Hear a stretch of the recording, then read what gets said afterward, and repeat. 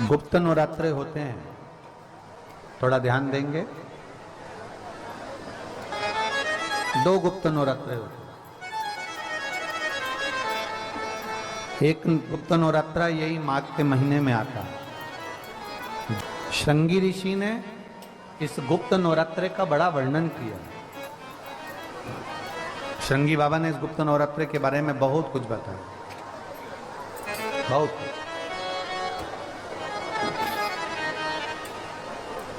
श्रृंगी बाबा गुप्त नवरात्रे के लिए कहते हैं कि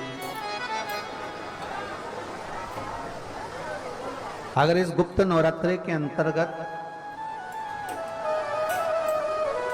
9 लाल फूल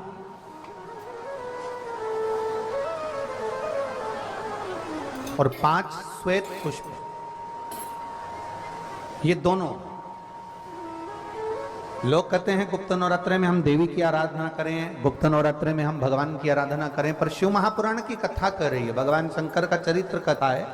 अगर आपने देवी भागवत का स्मरण किया हो या भगवान शिव की एक पवित्र आनंदमय कथा स्कंद पुराण के काशी खंड में अगर सुनी हो या उसमें भी नहीं पढ़ पाए हो तो श्रृंगी ऋषि के चरित्र में आता है। श्रृंगी बाबा ने वर्णन किया है कि किसी भी स्थान पर, किसी भी स्थान पर यदि हमारे घर में 2 शिवलिंग है नहीं है तो किसी अपने घर के गमले में, बगीचे में 2 पार्थिव लिंग का निर्माण करें। 2 पार्थिव लिंग, उसमें एक शिवजी का स्मरण करें और एक में माता पार्वती जी का स्मरण। देवादिदेव महादेव के 2 स्वरूप, 2 लिंग प्रकट कर कर, एक पर 9 पुष्प लाल और एक पर श्वेत पुष्प 5 समर्पित करें, बाबा की आराधना करें, घी का दीप लगाएं, पूजन करें और बाद में उन शिवलिंग को, उन पुष्पों को विसर्जन करें। किसी भी नदी में, तालाब में, बावड़ी में, अगर वहां नहीं विसर्जन कर सकते हैं तो किसी वृक्ष के नीचे उनका विसर्जन कर दो। पर ये नवरात्रे, ये जो गुप्त नवरात्रे हैं, इस माघ महीने में जो गुप्त नवरात्रे आती है, इसी के अंतर्गत इसका पूजन है। एक बार हमने पहले वर्णन किया था, जिसके यहाँ संतान नहीं होती उसके लिए भी पहले इस माघ महीने में जो गुप्त नवरात्रे आते हैं उसका स्मरण कराया था। कैलाशी अविनाशी है शिव तत्व का है। आप जिस भाव से आप भगवान को रिझाते हो, भगवान उस भाव से अपने भक्तों के करीब पहुंचता है। भक्तों के यमुना जी ने पार्थिव शिवलिंग का निर्माण किया। केवल चाहे गुप्त नवरात्रे हो चाहे सर्व नवरात्रे हो, केवल देवी की आराधना कर रहे हैं और सोचें कि हम माता जी की आराधना कर रहे हैं और माता जी हम पर प्रसन्न हो। शिव महापुराण की कथा कहती है, कोई सी भी नवरात्रे में अगर आप शंकर भगवान की आराधना के साथ देवी की आराधना करेंगे तो शिव महापुराण की कथा कहती है महादेव शिव और शक्ति दोनों ही कृपा जरूर करते हैं। ये निश्चित है, निश्चित है।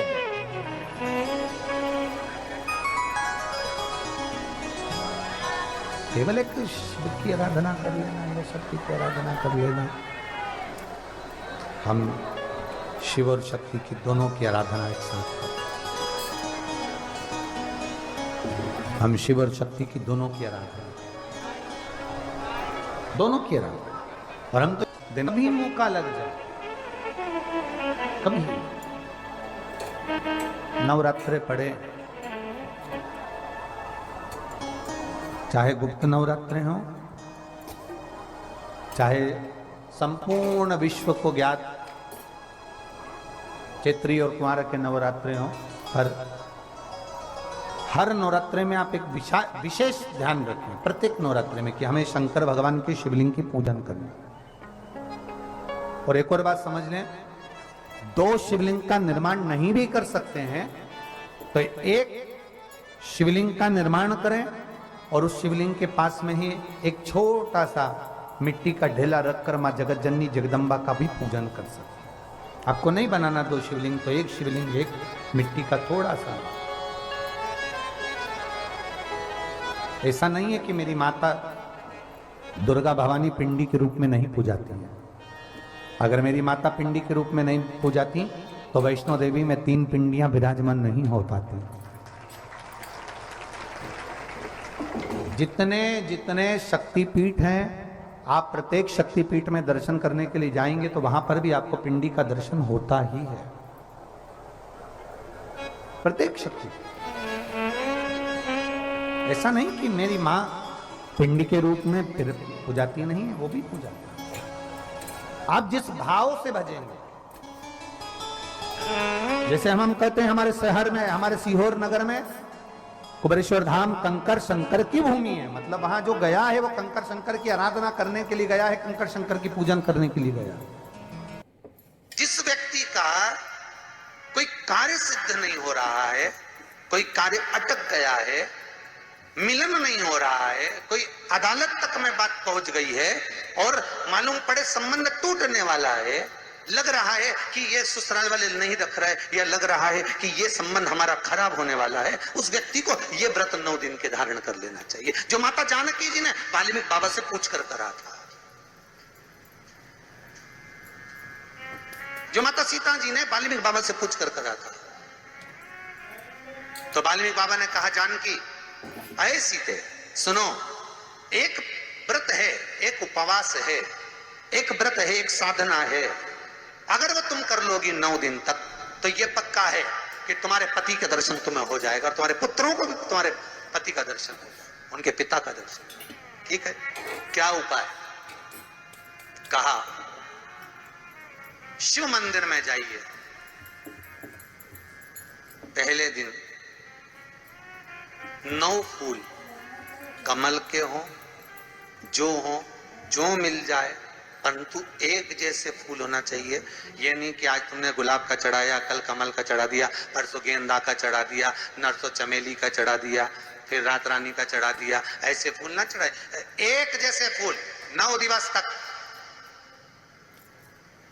सीते हे जानकी, हे पुत्री, शिव मंदिर में जाकर अपने पति का स्मरण कर कर, कार्य का स्मरण कर कर 9 फूल प्रथम दिन घी का दिया लगाकर आप भगवान शंकर को कामना कर कर समर्पित करती हो। दूसरे दिन वही फूल दुगने हो जाना चाहिए 18। तीसरे दिन फिर 9 जोड़ लो 27, फिर 9 जोड़ लो, फिर 9 जोड़ लो, जोड़ते जोड़ते 90 दिन 81। कितने हो गए? ऐसे पुष्प शंकर भगवान को समर्पित करना। 10वां दिन होगा, पुत्री शिव कृपा करेंगे और तुम्हें अपने पति का दर्शन जरूर होगा। कर सकती हो? सीता जी बोली, कर तो लूंगी, पर दिक्कत एक है।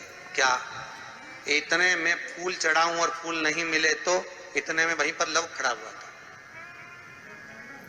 पुत्र लव खड़ा हुआ था। उसने कहा, मां चिंता क्यों करती है, फूल मैं ला कर दूंगा, तो बस व्रत धारण कर। यही गुप्त नवरात्रि का व्रत, इसी आषाढ़ी नवरात्रि का व्रत मां जानकी ने करना प्रारंभ करा। और पुष्प लाने के लिए लव जाता। पहले 9 फूल तो आश्रम में मिल गए, दूसरे 27 फूल, 18 फूल भी आश्रम में मिल गए। धीरे धीरे धीरे धीरे जब 5 दिन हो गए, पुष्प की संख्या कम पड़ने लगी, तो लव को मालूम पड़ा कि मेरी माता को पूजन करने में दिक्कत हो रही है, पुष्प नहीं मिल रहा है।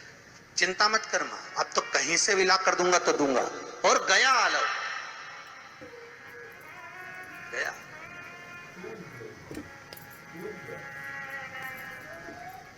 अयोध्या में पहुंच गए, जहां एक सुंदर सा सरोवर था। सरोवर के दरवाजे पर द्वारपाल खड़े हुए थे, अंदर नहीं जाने दिया। मुझे जाने दो, मुझे पुष्प चाहिए, मेरी माता पूजन कर। द्वारपालों ने पकड़ना चाहा, मना करा, नहीं माना। लव इनको पटक कर अंदर प्रवेश कर गया, फूल लेकर आया, माता को दिया।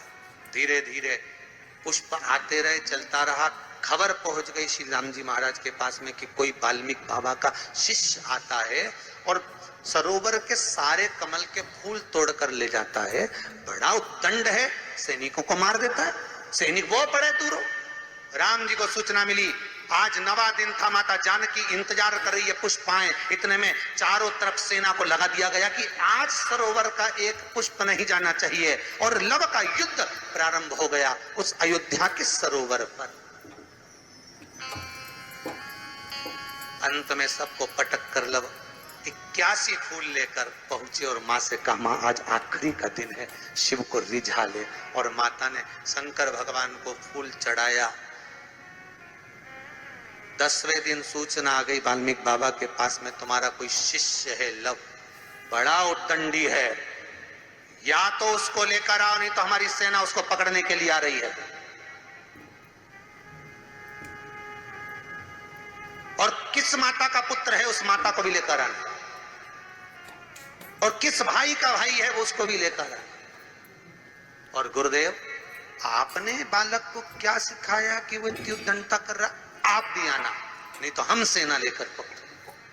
वाल्मीकि बाबा ने लिखकर पहुंचा दिया, चिंता मत करो हम पूरे ही आएंगे।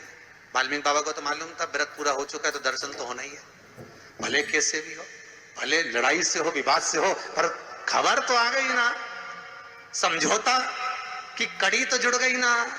भगवान वाल्मीकि बाबा समझ गए, सीता जी से कह दिया तेरा व्रत पूर्ण हो गया बेटा, अब तू कल तैयारी कर चलने की। और लव को लेकर पहुंचे, सीता जी को देखा, पुत्रों का स्मरण करा, राम जी के नैनों से जल बह गया। वाल्मीकि बाबा सीता से कहते हैं, इसको कहते हैं साधना, इसको कहते हैं तप, इसको कहते हैं साधना। आप भी कर सकते हो। आनंद रामायण का ये प्रसंग वर्णन करता है कि हम भी क्यों ना कर सकते। गुप्त नवरात्र चालू हो गया, गुप्त नवरात्र करो, आराधना, कुछ नहीं तो एक फूल तो शंकर को चढ़ाना चालू करो, कम से कम एक पुष्प तो चढ़ाओ। जिसको लगता है कि मेरे परिवार में कोई दूसरा व्यक्ति हस्तक्षेप कर रहा है, या मेरा पति किसी पर नारी के साथ में रह रहा है, या नारी किसी पर पुरुष के साथ में रह रही है, तो माखन थोड़ा सा प्रतिदिन मां जगत जननी के मंदिर में अवश्य समर्पित करें। 9 दिन तक समर्पित करोगे, कैसा भी दोष होगा, कैसे भी ग्रह होंगे, वो सब हट जाएंगे और जीव आपका हो। ये वो नवरात्र है जिसमें प्रेम आनंद बढ़ता है, स्नेह बढ़ता है। ये वो नवरात्र,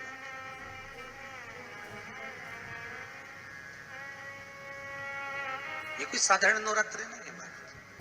भाई भाई में अगर द्वेष हो रहा है, विवाद चल रहा है, अदालत में बात चल रही है, कोई समझौता नहीं हो रहा, एक दूसरे से बातचीत बंद है, करो नवरात्र, यही गुप्त नवरात्र धारण करो। 9 दिन कुछ भी, आप बाबा को पुष्प समर्पित करो, फूल। लगता क्या है, कोई यहाँ लिखा तो है आनंद रामायण में, ये थोड़ी नहीं लिखा कि एक सोने की अंगूठी समर्पित करो, उन्होंने तो लिखा पुष्प, केवल पुष्प। Here are some fun and fabulous outfit combinations wearing the Adidas Sambas. Let's check them out.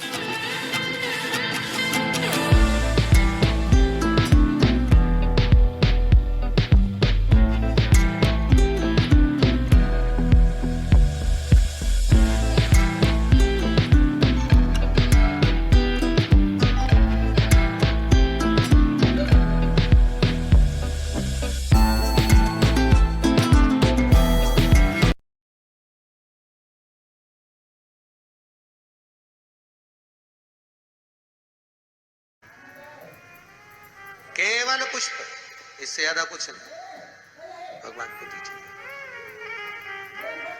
कोई कामना है आपकी नहीं हो रही, कल की अमावस्या हो जाना, लग जाओ, बाबा को रिझाओ, उसको मनाने का प्रयास करो, प्रकट हो। में पितृदोष है, आपको ऐसा महसूस होता है, आपको लगता है, तो किसी भी नवरात्रि के पहले जो अमावस्या पड़ती है, गुप्त नवरात्रि, तो अंदाजा लगाइए। तो जिस दिन अमावस्या रहे उस दिन चावल की कटोरी में एक कपूर का टुकड़ा रख दीजिए महाराज, छोटा सा, और कपूर का टुकड़ा रखकर उस कपूर को दरवाजे के बाहर कटोरी में ही, चावल रखी हुई कटोरी में ही उसको पितरों का स्मरण कर कर जला दीजिए। और जलाने के बाद उस चावल को कहीं भी किसी भी वृक्ष की छांव में पक्षियों के लिए डाल दीजिए। शिव महापुराण की कथा कहती है, अगर मान लो पितृ आपको कष्ट दे रहे हैं, पितृ आपको तकलीफ दे रहे हैं, कोई काम नहीं होने दे रहे हैं, या कहीं आपको ऐसा लगता है कि पितरों का दोष है, तो वो पितृ दोष देवी, अब ये जो आप करेंगे ये कब कर रहे हैं? अमावस्या के दिन आप उसको रख रहे हैं। अमावस्या के दिन उसको रखकर रात भर आपने रखा कपूर के साथ में, सुबह एकम पड़ गई, नवरात्रि लग गई, उसी दिन उसको जलाकर आपने पटक दिया। अर्थात उससे देवी और पितृ इन दोनों का आशीर्वाद जो प्राप्त होता है, तो घर में से पितृदोष समाप्त होकर लक्ष्मी की वृद्धि प्रारंभ हो जाती है, कार्य में सिद्धता आ जाती है। मान लो अगर पितृदोष है तो करो, नहीं है बड़े अलमस्ती से रहो। तो जिस व्यक्ति का वाह भगवान विष्णु को चढ़े, दुर्वा गणेश जी को चढ़े, दुर्वा शिव जी को चढ़े, दुर्वा ब्रह्मा को चढ़े, दुर्वा इंद्र को चढ़े, दुर्वा पितरों को चढ़े। कितना सुंदर कहा है।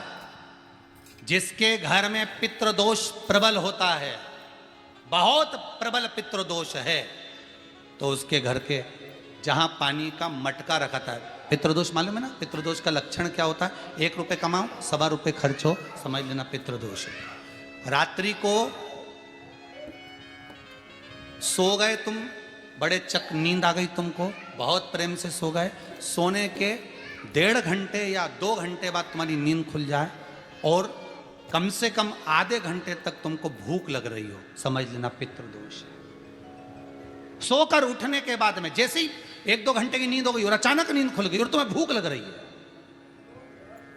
भूख लग रही है, प्यास लग रही है बहुत तेज, अभी सोए हो, 1.5 घंटा ही हुआ, 2 घंटा ही हुआ, भूख लगने लगी, बहुत तेज भूख लग रही है, समझ लेना पितृदोष है। पितृ भूखे हैं, भोजन की याचना कर रहे हैं,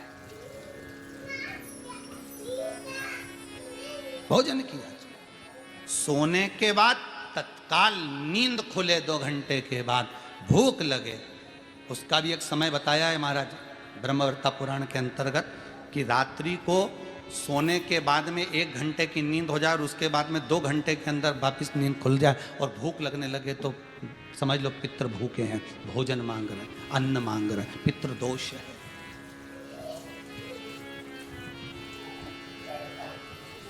पितृदोष का कुछ कुछ वर्णन किया गया है। घर में एक पात्र के चक्कर में, एक बेडशीट के चक्कर में, एक सामान के चक्कर में विवाद हो रहा है, तो समझ लो पितृदोष है। 1 रुपया कमाया, 1.25 खर्च हो रहा है, पितृदोष है। घर में एक बीमार, दूसरा फिर बीमार हो गया, तीसरा फिर बीमार हो गया, एक ठीक हुआ, एक बीमार हुआ, पितृदोष है। पितृदोष का भाव, तो उसके लिए करना क्या है? शिव महापुराण की कथा कहती है, सुंदर गणेश जी का चरित्र वर्णन करता है, स्कंद पुराण कहती है, विष्णु पुराण कहती है कि दुर्वा 21 दुर्वा की गांठ बनाकर, 7 गांठ 21 दुर्वा की बनाकर, जो अपने पितरों का मटका, मटका मतलब परिंदा, हंडा, जो भी पानी का भरते हो, उसके नजदीक में मात्र एक कटोरी में चावल रखकर उसमें अगर दुर्वा रख देता है, तो मात्र 5 या 7 दिन में पितृदोष समाप्त होना प्रारंभ हो जाता है। उसके घर में लक्ष्मी की वृद्धि होने लगती है, सुख शांति अपने आप आने लगती है, उसका क्लेश समाप्त हो जाता है। दुर्वा में वो गुण है जो पितृ भी उसका भाग अमृत तत्व प्राप्त करना चाहते, अमृत देना चाहते। लंबी बाती का प्रमाण अलग होता है। लंबी बाती क्यों लगाई जाती है? भगवान के मंदिर में, दीप में, देवियों की पूजन में, लक्ष्मी की वृद्धि के लिए। कौन से देवता के यहाँ लंबी बत्ती लगती है और कौन से देवता के यहाँ गोल बत्ती लगती है, उसका भी प्रमाण वर्णन। किसी देवी की पूजन करो तो लंबी बत्ती आती है, कुल देवता की पूजन करो तो लंबी बत्ती आती है, किसी मंदिर में किसी देवता को लगाने जाओ तो गोल बत्ती लगती है, उसका भी प्रमाण है। लंबी बत्ती जहां लगाई है, अगर लक्ष्मी के सामने लगाई है तो लक्ष्मी की लंबाई बढ़ती है, लक्ष्मी की वृद्धि बढ़ती है। अगर कुल देवता के नाम की लगाई है तो वंश की वृद्धि होती है। इसलिए हमारे यहाँ अमावस्या पूनम को जो पाटे माटे भराते हैं उसमें गोल बत्ती नहीं लंबी लगाई जाती है, जिससे हमारा वंश बढ़े। नवरात्रि में देवी जी की जो बाती लगाई जाती है वो लंबी लगाई जाती है, गोल नहीं।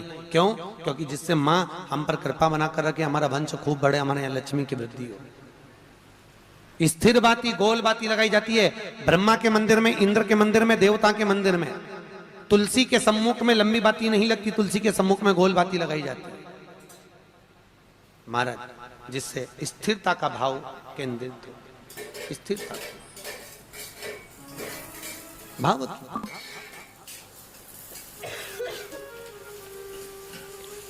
पीपल के वृक्ष के नीचे कभी लंबी बाती नहीं लगती, बड़ के पेड़ के नीचे कभी लंबी बाती नहीं लगती, आंवले के पेड़ के नीचे कभी गोल बाती नहीं लगती, आंवले के वृक्ष के नीचे लंबी बाती लगना चाहिए। धन की वृद्धि, सुख समृद्धि। तुलसी के पौधे के नीचे लंबी नहीं लगती, गोल बाती लगती। बातियों का भी प्रमाण होता है।